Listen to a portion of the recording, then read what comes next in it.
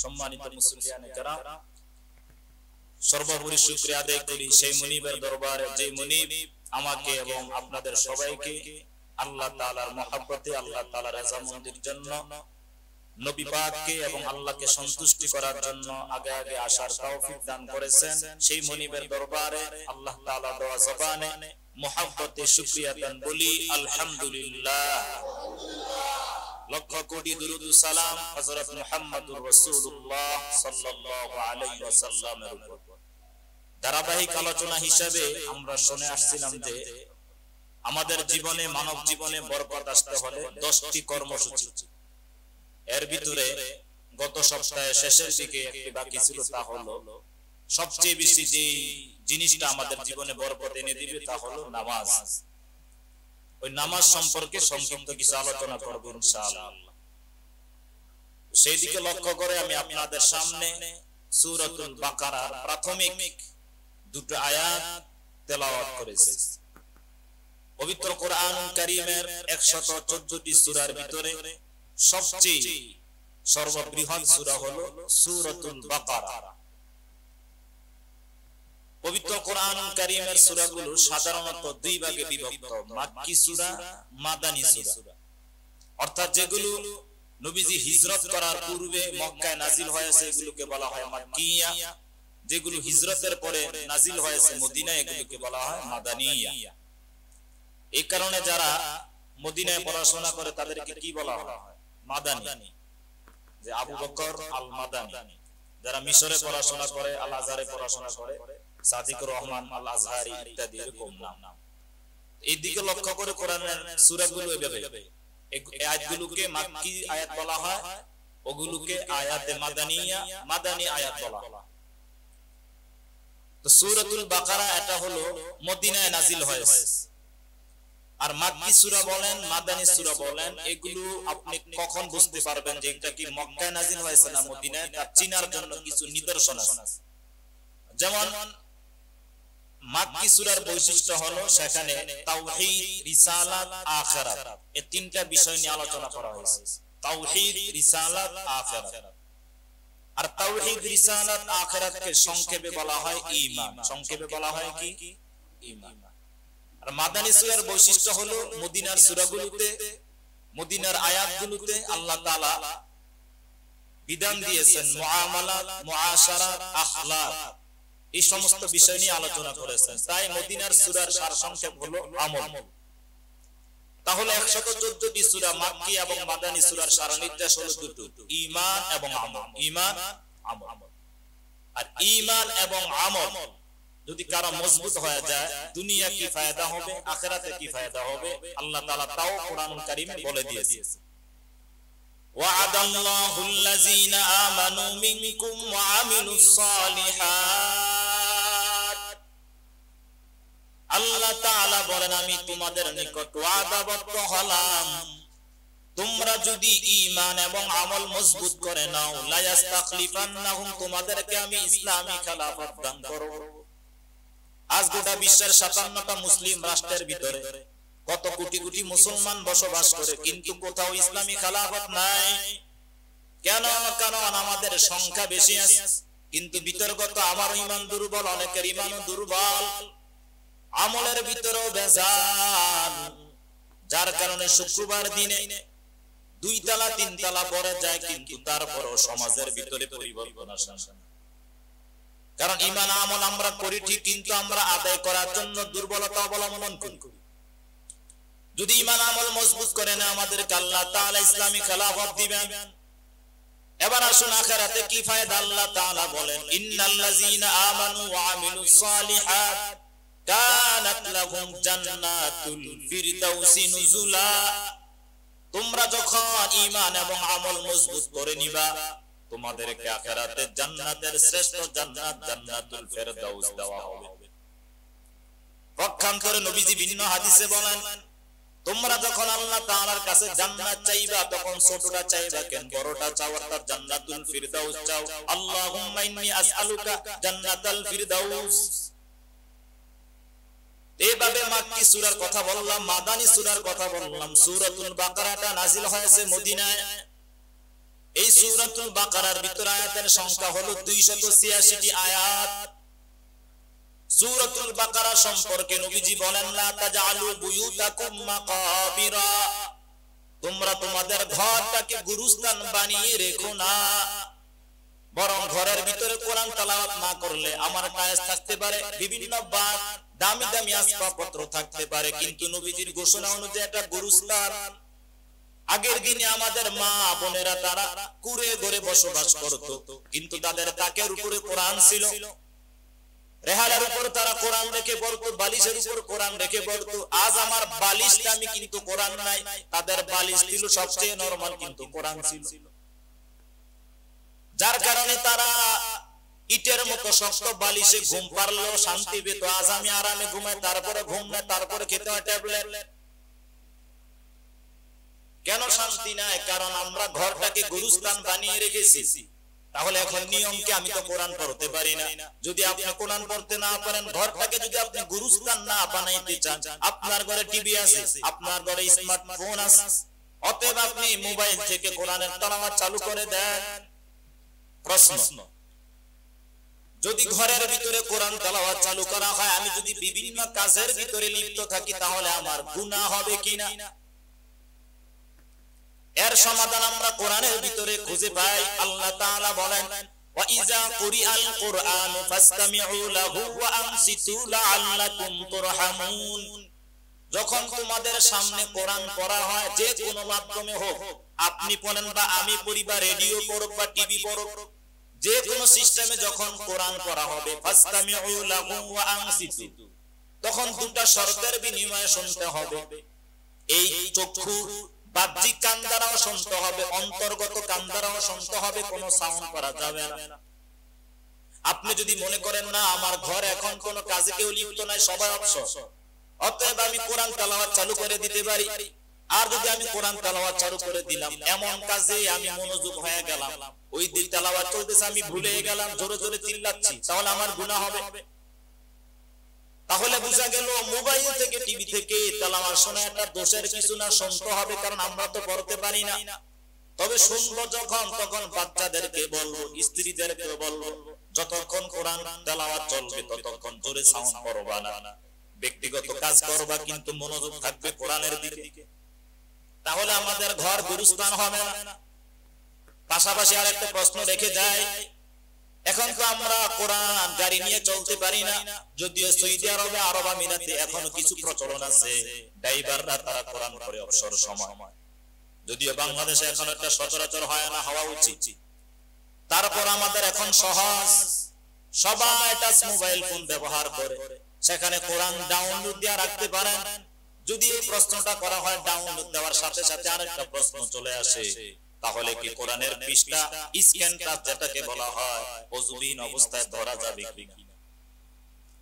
আমার মোবাইলে কোরআনের অক্ষর সূরা ফাতিহা আছে, আলাম তারা সূরা ইলাফি সূরা, তাহলে কি আমি ওযুবিহীন অবস্থায় টাচ করতে পারবো কিনা? এর উত্তর বুঝার আগে কয়েকটি আমি উদাহরণ দিই।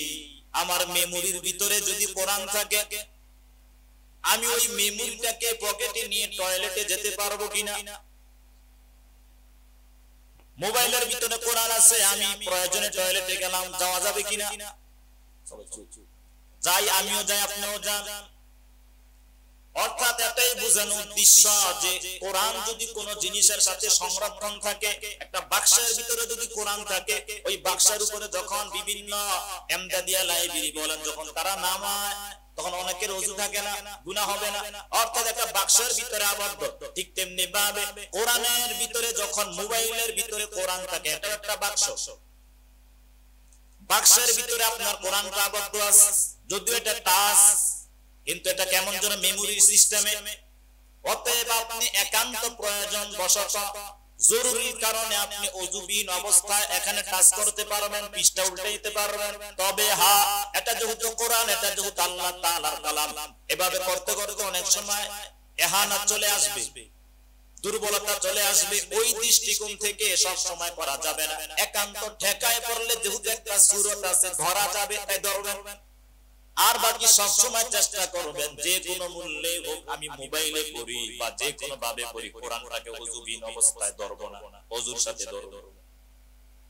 তাহলে আমরা প্রসঙ্গত দুইটা মাসআলা জানলাম। বাসা বাড়িতে বিভিন্ন মাধ্যমে কোরআন তেলাওয়াত চালু হলে অন্য কাজ, এমন কাজ করা যাবে না যেখানে মনোযোগ বিচ্ছিন্ন হয়, বরং যখন টিভিতে বিভিন্ন মাধ্যমে কোরআন তেলাওয়াত চলবে চুপচাপ বাসার সবাই শুনবে। দুই নাম্বার হলো মোবাইলের ভিতরে কোরআন শরীফ থাকলে ওযুবিহীন অবস্থায় ধরা যাবে, তবে সব সময় না, একান্ত প্রয়োজন হলে, যেহেতু কিছু কিছু উলামায়ে কেরাম মতামত দিয়েছে বাকি সব সময় আমরা কোরআনকে ওযু অবস্থায় ধরব, কারণ আল্লাহ তাআলার হুকুম হলো লা ইয়ামাসসুহু ইল্লাল মুতাহহারুন, অপবিত্র অবস্থায় কোরআন ধরা যাবে না, স্পর্শ করা যাবে না।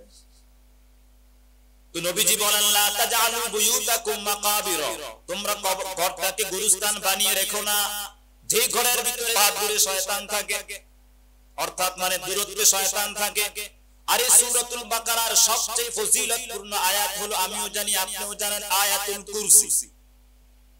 এবং এই সূরার বাকারার সর্বশেষ যে দুটো আয়াত, আমানার রাসূলু বিমা উনজিলা ইলাইহি মির রাব্বিহি ওয়াল মুমিনুন, সেখান থেকে নিয়ে লা ইউকাল্লিফুল্লাহু নাফসান ইল্লা উসআহা, অনেকবার এই কথাটা বলেছি, এটা মুখস্থ করতে বেশি সময় লাগবে না। আমরা ওই যে হিন্দি গান সাকি সাকি গালি গালি এইগুলো হনতে হনতে মুখস্থ, বন্ধু তুই লোকাল বাস,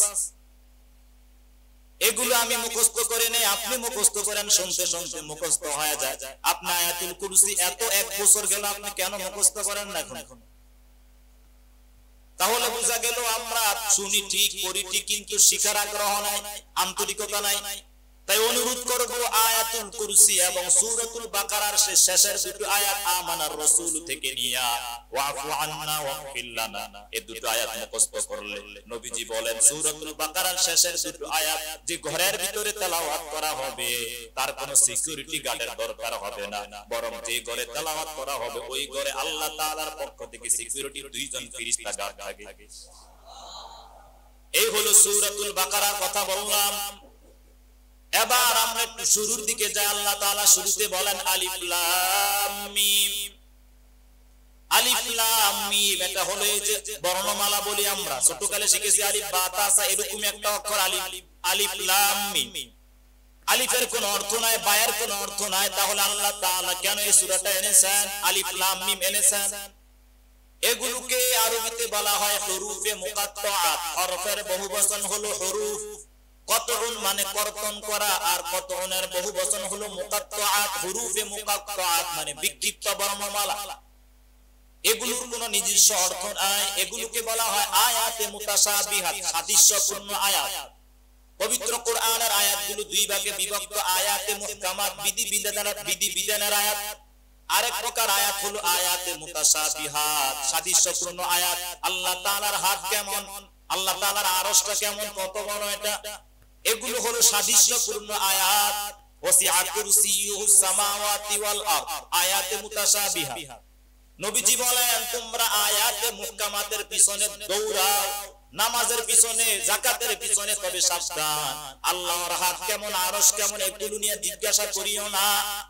ঠিক তেমনি ভাবে আলিফ লাম মিম কি অর্থ, কি তরজমা, কাফ হা ইয়া আইন সাদ তা সিন তাহা ইয়াসিন নুন কফ, এগুলো নিয়ে তোমরা গাটাগাটি করিও না, কি অর্থ জিজ্ঞাসাও করিও না, কারণ এগুলো হলো আশিক মাশুকের খেলা।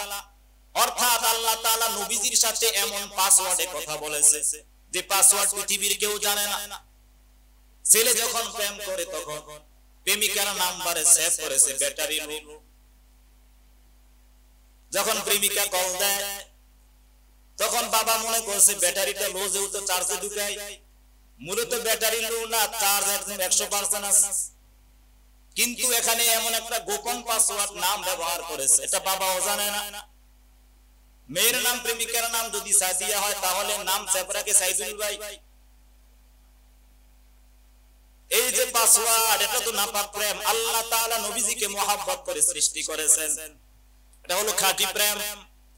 আল্লাহ তাআলা নবীজির সাথে এমন পাসওয়ার্ড ব্যবহার করেছেন যে পাসওয়ার্ড পৃথিবীর কোনো মানুষ জানবে না, কম্পিউটারও জানবে না, এটা একমাত্র আল্লাহ তাআলাই ভালো জানেন। এই পাসওয়ার্ডের নাম হলো আলিফ লাম মিম। তারপর আল্লাহ তাআলা বলেন যালিকাল কিতাবু লা রাইবা ফি, যালিকাল কিতাব মানে ওই কিতাব বাংলায় দুটো শব্দ আছে, ইহা একটি কিতাব আর একটা হলো উহা একটি কিতাব। ইহা কাছে উহা মানে দূরে, ইংরেজিতেও আছে। তো আরবিতে জালিকা মানে উহা, হাজা মানে ইহা। আল্লাহ তাআলা এখানে বলেছেন হাজাল কিতাব না, জালিকাল কিতাব, উহা একটি কিতাব। তাহলে আল্লাহ তাআলা এখানে দূরের শব্দটা কেন ব্যবহার করলেন? আমরা তো দেখি যে মসজিদের তাকে কোরআন আছে, আমার ঘরের ভিতরে কোরআন আছে, এটা তো কাছে। আল্লাহ তাআলা ওই শব্দটা, দূরের শব্দটা কেন ব্যবহার করলেন?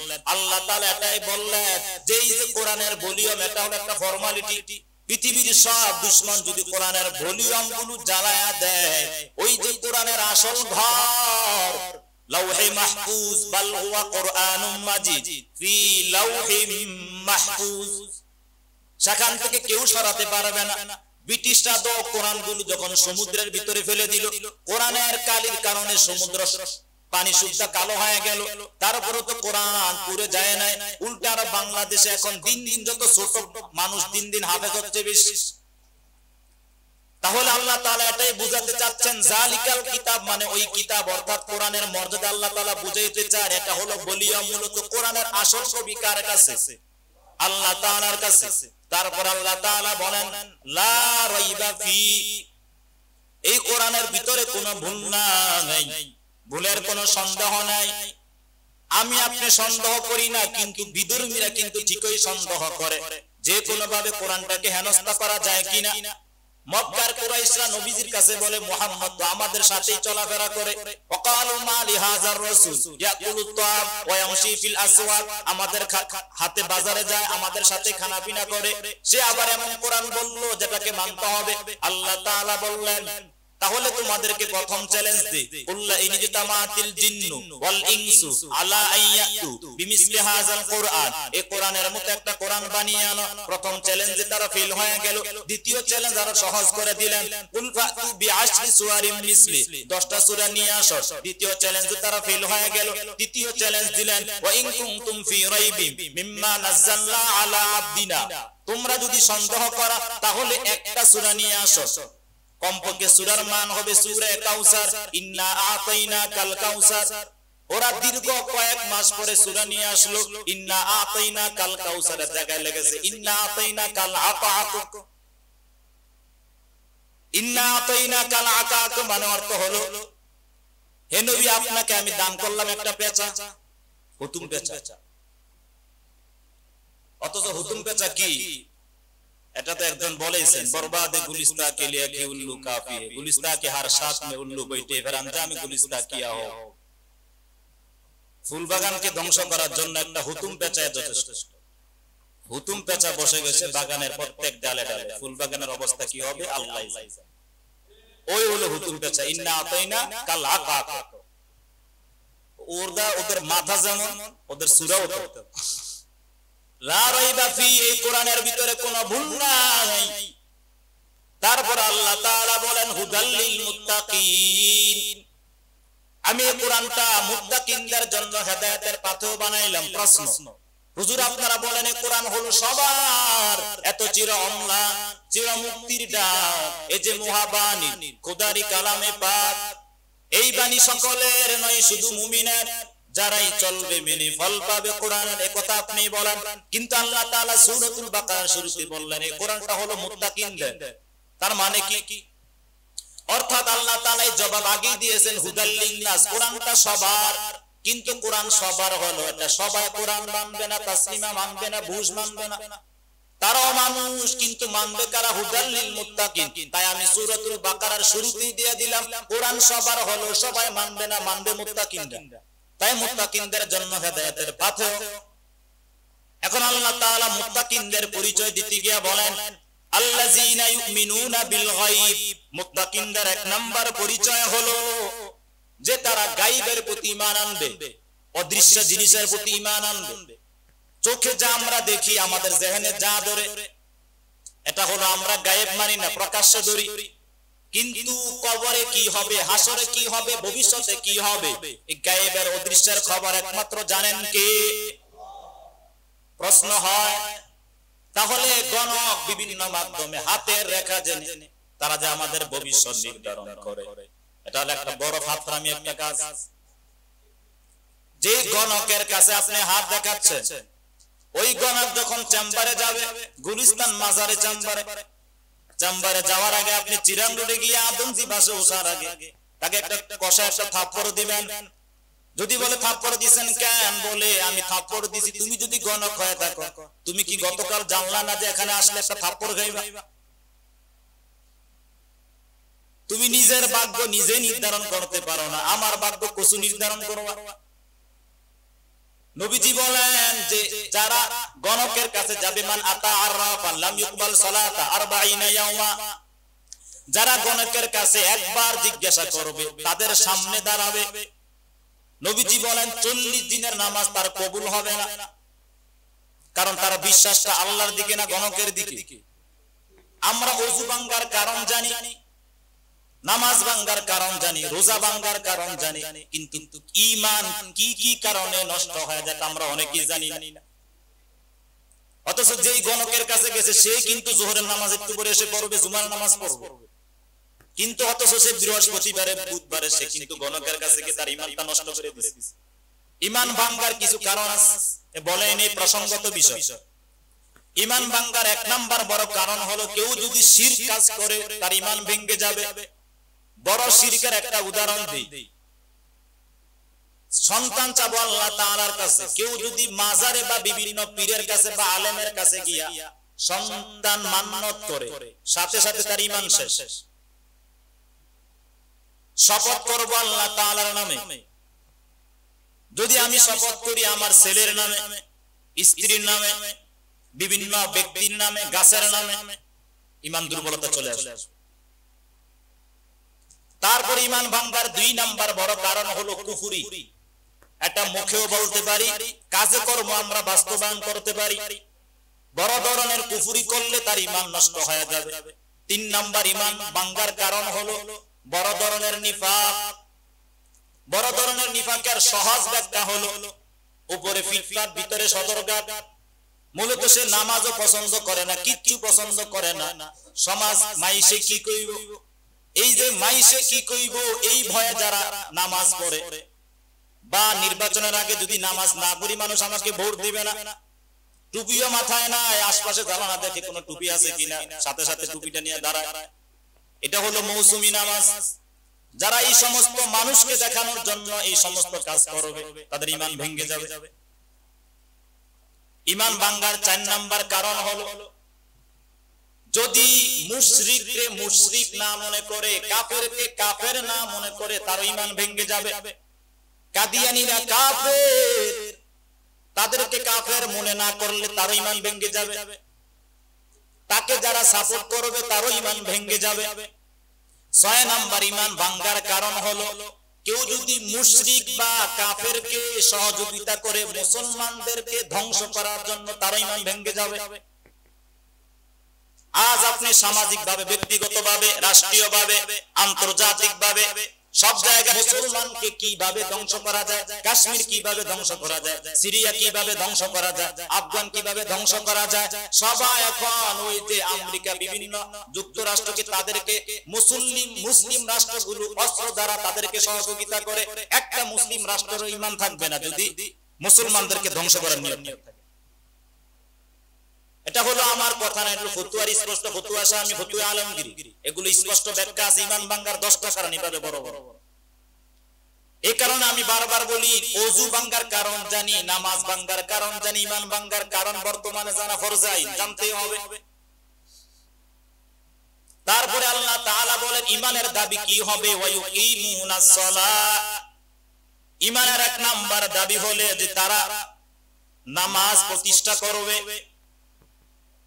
একামতে সালাহ নামাজ প্রতিষ্ঠার ব্যাখ্যা নিয়ে বর্তমানে বাংলাদেশে একটা ধোঁয়াশা আছে। নামাজ প্রতিষ্ঠা মানে কি? নামাজ প্রতিষ্ঠার তাফসীরের ভিতরে যে ব্যাখ্যা দেওয়া আছে তা হলো আদাউ হুকুকিহা, অর্থাৎ নামাজের পরিপূর্ণ হকগুলো আদায় করে নামাজ পড়াটাকে বলা হয় একামতিস সালাহ।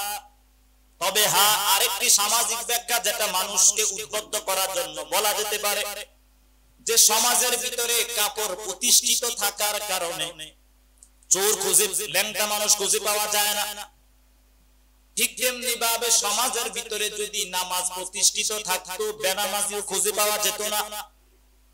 এই কারণে তো আল্লাহ তাআলা ভিন্ন জায়গায় বলেন আল্লাযীনা ইম্মাক্কানাহুম ফিল আরদি আকামুস সালাহ ওয়া আতাউয যাকাত ওয়া আমারু বিল মা'রুফ ওয়া নাহাউ আনিল মুনকার। যখন কোন মুসলিম রাষ্ট্রপ্রধান ক্ষমতায় যাবে সর্বপ্রথম সে চারটা কাজ করবে। এর ভিতরে এক নাম্বার হলো নামাজ প্রতিষ্ঠা করবে। কিভাবে? ক্ষমতায় যাওয়ার পরে সে ঘোষণা দিবে দুপুর বেলায় যেহেতু কাজ চলে, গার্মেন্টস চলে, রেডিও টিভির ভিতরে সে ঘোষণা দিবে আধা ঘন্টার জন্য সকল মার্কেট সকল ফ্যাক্টরি বন্ধ হয়ে যাবে, সবাই মসজিদে চলে যাবে, তারপরে দুপুর বেলা খানা খেয়ে আবার কাজে নেমে পড়বে। এভাবে যদি কলেজের প্রফেসর সে কলেজের ছাত্রদেরকে নিয়ে নামাজ পড়ায়, পুলিশের ওসি যদি তার সকল সহকর্মীদেরকে নিয়ে নামাজ পড়ায়, এভাবে যদি বিভিন্ন সেক্টরে নামাজ প্রতিষ্ঠিত হয়ে যায়, তাহলে সমাজের ভিতরে যেমন কাপড় প্রতিষ্ঠিত থাকার কারণে লেংটা মানুষ খুঁজে পাওয়া যায় না, এভাবে সব জায়গায় নামাজ প্রতিষ্ঠিত হয়ে গেলে চোর বাটপারও খুঁজে পাওয়া যাবে না। ওসি যদি নামাজ পড়ায় তাহলে তো তার কর্মচারীরা কি তার সাথে গাদ্দারি করবে না? আজকে যখন সাধারণ পুলিশের সামনে ওসি ঘুষ খায়, তখন সাধারণ পুলিশ মনে করে আমি আস্তে আস্তে পোস্টিং হলে আমি এর বড়টা করব। আর যদি এর বিপরীতে নামাজ পড়াইতো বা নামাজের জন্য ছুটি দিয়ে দিত, উল্টা তার উপর আত্মবিশ্বাস হতো আমি যদি ওসি হই তাহলে আমি আর বড় কাজটা করব। কিভাবে সমাজের ভিতরে নামাজ পড়ানো যায়, যুবকদেরকে কিভাবে মসজিদে আনা যায়, তিনি আরো রাষ্ট্রীয়ভাবে উদ্যোগ নিতেন। এই হলো রাষ্ট্রীয়ভাবে নামাজ। একটা হলো প্রথম ব্যাখ্যা করেছি তাফসীরের লাইনে নামাজের হক আদায় করা মানে হলো ইকামাতিস সালাহ, আর একটা হলো সামাজিক লাইনে নামাজ প্রতিষ্ঠা করা মানে রাষ্ট্রীয়ভাবে নামাজ পড়ানো।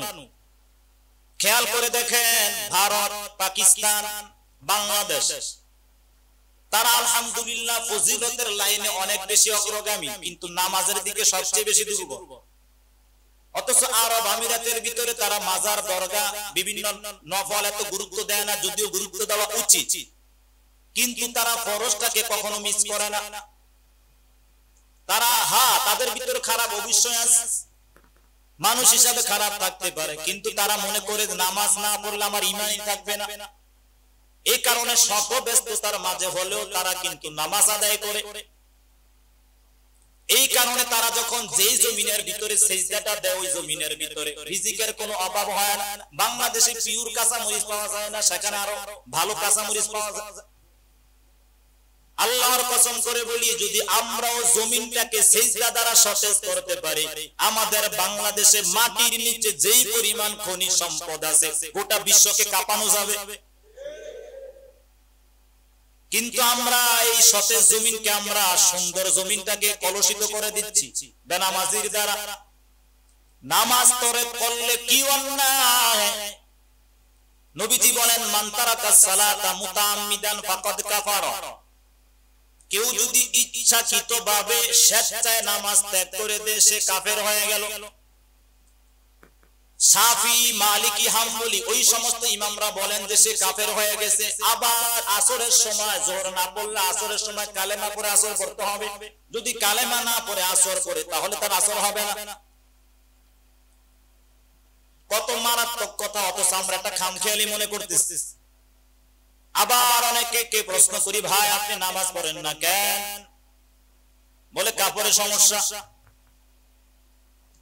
কাপড়ের সমস্যা মানে কি? এটা হলো সম্পূর্ণ একটা ভাউতাবাজ। মুমিন হিসাবে, প্রত্যেকটি পুরুষ হিসাবে বা নারী হিসাবে আমাদের কাপড় সবসময় পবিত্র থাকবে, এটাই নিয়ম। কারণ বশত কাপড় যদি নাপাক হয়ে যায় সেখানে মাসআলা আছে যে আপনার কাপড় নাপাক লেগেছে, যেখানে নাপাক লেগেছে সেটা ধুয়ে নেন, যথেষ্ট। পুরো কাপড় ধোয়া দরকার নেই। কাপড় নাপাক লাগার পরে যদি আপনি দেখেন যে শুকিয়ে গেছে 1 ঘন্টা পরে, কোন জায়গা নাপাক লেগেছে আপনি খুঁজেও জানেন না, পান না, ওই ক্ষেত্রে ওলামায়ে কেরাম বলেছেন গোটা কাপড়টাই ধুতে হবে। এখন আপনি এমন জায়গায় আছেন যে কোথায় নাপাক লেগেছে তাও খুঁজে পান না, আপনি জানেন যে কাপড়টা নাপাক হয়ে গেছে, বিকল্প কোনো সুরত নাই, আপনি কি করবেন? ওই সময় যদি আপনার কাছে অতিরিক্ত এমন কাপড় থাকে হাঁটু থেকে নিয়ে রান থেকে নিয়ে নাভি থেকে নিয়ে হাঁটু পর্যন্ত ঢাকার মতো কোনো কাপড় থাকে, আপনি যদি খালি গায়েও নামাজ পড়েন নামাজ হয়ে যাবে। কারণ শরীয়তের মাসআলা হলো নবীজি বলেছেন তুমি দাঁড়িয়ে নামাজ পড়ো, না পারলে বসে পড়ো, না পারলে শুয়ে পড়ো, না পারলে চোখের ইশারায় পড়ো, তারপরও কোনো অবস্থাতেই নামাজ মিস দেওয়া যাবে না। কিন্তু আমরা বহু মানুষ খামখেয়ালির সাথে আজ নামাজ ছেড়ে দিচ্ছি। আব্দুল কাদের জিলানীকে আপনারা সবাই মানেন, তিনি বিজ্ঞ আলেম ছিলেন। তিনি বলেছেন কোন বেনামাজি যদি মারা যায়, বেনামাজি মানে কি? 4 ওয়াক্ত পড়লো সে বেনামাজি, 5 ওয়াক্ত ছাড়া 4 ওয়াক্ত পড়লো সে বেনামাজি, 3 ওয়াক্ত পড়লো বেনামাজি। আর যদি জুমার নামাজ পড়ে বিদায় হয়, আর যদি আগামী শুক্রবার আসা পর্যন্ত থাকে, তাহলে সে ট্রিপল বেনামাজি। এই যে বেনামাজি সম্পর্কে আব্দুল কাদের জিলানী বলেন, 1 নাম্বার হলো বেনামাজি মারা গেলে সে কাফের। কাফেরের কোন জানাজা আছে? জানাজা না, অতএব তারও জানাজা হবে না, এবং তাকে মুসলিম গুরুস্থানেও দাফন দেওয়া হবে না। শুধুমাত্র আমরা মুসলিমদের সৌন্দর্য রক্ষা করার জন্য, ইসলাম ধর্মের সৌন্দর্য রক্ষা করার জন্য ওলামায়ে কেরাম এত কঠিন সিদ্ধান্ত নেন না। আমরা শুধু এই মাসআলাটা জানি যে আত্মহত্যা করলে তাকে ওলামায়ে কেরাম জানাজা পড়াবে না, সমাজের কোন একজন আলেমের দ্বারা বা ছোটখাটো আলেমের দ্বারা জানাজা পড়াইলেই যথেষ্ট। আত্মহত্যাটাকে আমরা এত মারাত্মক মনে করি, কিন্তু এর থেকে বড় আত্মহত্যা হলো নামাজ না পড়া। স্পষ্ট কথা, নামাজ না পড়লে ও ঈমান নাই, ঈমান ধরাতে হবে। কারণ হাদিসের ভিতরে বলেন, কোরআনের ভিতরে বলেন, এখানে দেখেন আল্লাযীনা ইউমিনুনা বিল গায়ব ওয়া ইউকিমুনাস সালাহ। ঈমানের পরে কি? ঈমানের পরে নামাজ। আমরা জানি ইসলামের বুনিয়াদ 5টা জিনিসের উপর, কালেমা, নামাজ, রোজা, হজ, যাকাত। কালেমার পরে কি? নামাজ। আল্লাহ তাআলা পবিত্র কোরআনে বলেন ফা ইন তাবু ওয়া আকামুস সালাহ। কোন কাফের যদি তওবা করে, অর্থাৎ আসরের আগে যদি কোন বিধর্মী ঈমান আনে, তার কোন কাজ নাই, সর্বপ্রথম কাজ হলো নামাজ পড়া। প্রশ্ন হয় সে তো কিচ্ছু জানে না, নামাজ পড়বে কিভাবে? সে কিচ্ছু না জানলো, আমরা যেভাবে উঠা বসা করি সেইভাবে উঠা বসা করবে, এটাই তার নামাজ। এখান থেকে একটি প্রশ্ন উত্তর। অনেকে মনে করেন যে হুজুর আমি নামাজ ধরছি, 1 ওয়াক্ত পড়ছি, 2 ওয়াক্ত পড়ছি, কিন্তু আমি সূরা কেরাত পারি না, বিদা দ্বিতীয় দিন আর আসে না। আপনাকে আমি বলি, যদি কোনো বিধর্মী আসর আগে ঈমান আনলে সে যদি আমাদের সাথে উঠা বসা করতে পারে, আপনি যেহেতু কিছু শিখতেছেন না, তাহলে আপনার জানাটা কেমন যেন তার মতোই। অতএব তার ক্ষেত্রে যে ফতুয়া, আপনার ক্ষেত্রে সেই ফতুয়া। আপনি যেভাবে হোক আপনি নামাজ পড়েন, সূরা ফাতিহা দ্বারা হলে আপনি 4 রাকাত পড়েন। আপনি কিচ্ছু না পারলেও সুবহানাল্লাহ সুবহানাল্লাহ দ্বারা আপনি 4 রাকাত শেষ করেন। আত্তাহিয়াতু 2 কুনুত পারেন না, আপনি আল্লাহু আকবার আল্লাহু আকবার পড়েন, বা আল্লাহু আকবারও পারেন না, আল্লাহ আল্লাহ পড়েন। তারপরে নামাজ পড়তে হবে, কোনোভাবেই নামাজ মিস নাই। আর কেউ যদি তারপরেও নামাজ ছেড়ে দেয়, দুনিয়ার ক্ষতি আখিরাতের ক্ষতি কি সংক্ষেপে বলি। দুনিয়ার 1 নাম্বার ক্ষতি হলো তার জীবন থেকে বরকত উঠে যাবে। 2 নাম্বার ক্ষতি হলো তার চেহারার ভিতরে নেককারদের কোনো চিহ্ন থাকবে না। আপনি দেখবেন মোবাইল টিপার পর বা সিনেমা হল থেকে বের হওয়ার পর বা বাজে আড্ডা থেকে আসার পরে চেহারা একটা আলাদা ছাপ থাকে, মসজিদ থেকে বের হওয়ার পরে আলাদা একটা ছাপ থাকে। অশ্লীল কাজ থেকে ফারেগ হওয়ার পরে মানুষ যখন সমাজে আসে, নিজের কাছেও চোর চোর মনে হয়, মানুষের কাছেও চোর চোর মনে হয়। আর যখন মানুষ মসজিদ থেকে বের হয়, আপনারা দেখবেন ঈদের নামাজ পড়া, যখন যারা যারা জিন্দেগিতে মসজিদে আসে তারপরেও তো ঈদের নামাজ পড়ে, ঈদের নামাজ পড়েও যখন নতুন কাপড় পরে যায় নামাজটা কাঁধে নিয়ে যখন বের হয়, ওর মুখে যে একটা হাসি, এই হাসিটা আপনি লাখ টাকা খুঁজে পাবেন না। কেন? কারণ নামাজ পড়লে আপনি সিজদা দিতেছেন কার কদমে? আল্লাহর কদমে। অতএব অটোমেটিক আল্লাহ তাআলা যেমন সুন্দর, আপনার চেহারাটা কালো হলো আপনার চেহারাটা সুন্দর হয়ে যাবে। তাহলে নামাজ না পড়লে চেহারা থেকে নূর উঠায় না। আর সে যখন মৃত্যুবরণ করবে, তার চেহারা বিকৃতি ধারণ হয়ে যাবে, চোখ বড় হয়ে যাবে।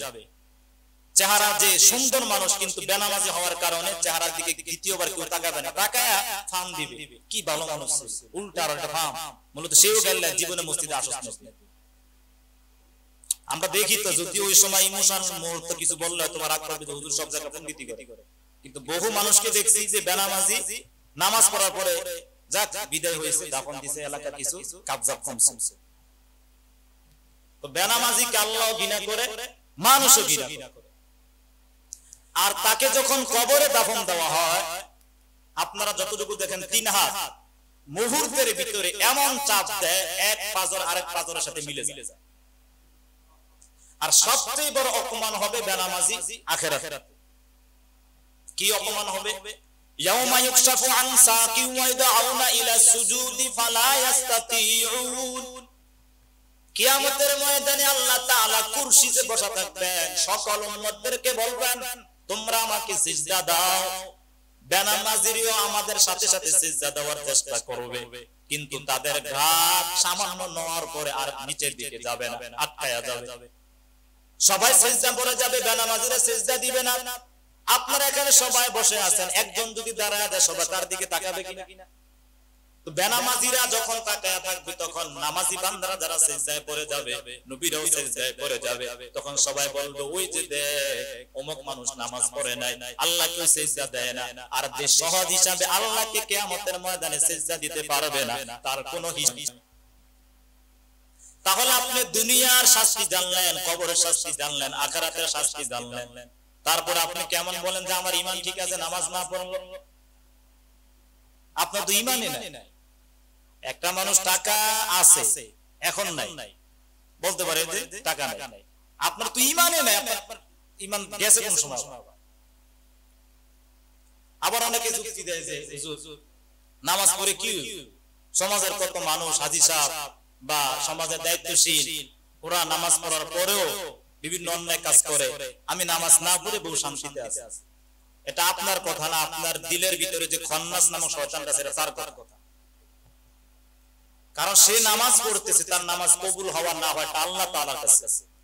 কোন মানুষ এই কথা গ্যারান্টি দিয়ে বলতে পারবেন আমার নামাজটা 100% কবুল। কিন্তু আপনি যেহেতু মসজিদে তো আসতেছেন না, তা আপনি কেমন করে বলেন তার থেকে আপনার ঈমান ঠিক আছে?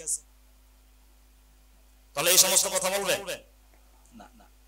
এখন যে বিষয়টা বলি, পূর্বে আমি বলেছিলাম 7 শ্রেণীর মানুষকে আল্লাহ তাআলা আরশের নিচে ছায়া দিবে। এর ভিতরে 3 নাম্বার হলো ওয়ারাজুলুন কলবুহু মুআল্লাকুম বিল মাসাজিদ। ওই মানুষদেরকে যাদের অন্তরটা মসজিদের সাথে ঝুলানো ছিল। আমার অন্তর ফ্যামিলির সাথে ঝুলানো আছে, থাকবে, দুনিয়ার সাথে ঝুলানো আছে, থাকবে, কিন্তু আল্লাহ তাআলা 24 ঘন্টার ভিতরে সব সময় চান না। আল্লাহ তাআলা মাত্র 5 ওয়াক্তের নামাজের ভিতরে আধা ঘন্টা করে 1.5-2 ঘন্টা আমার কাছে সময় চান, যাতে করে আমার অন্তরটা মসজিদের সাথে থাকে।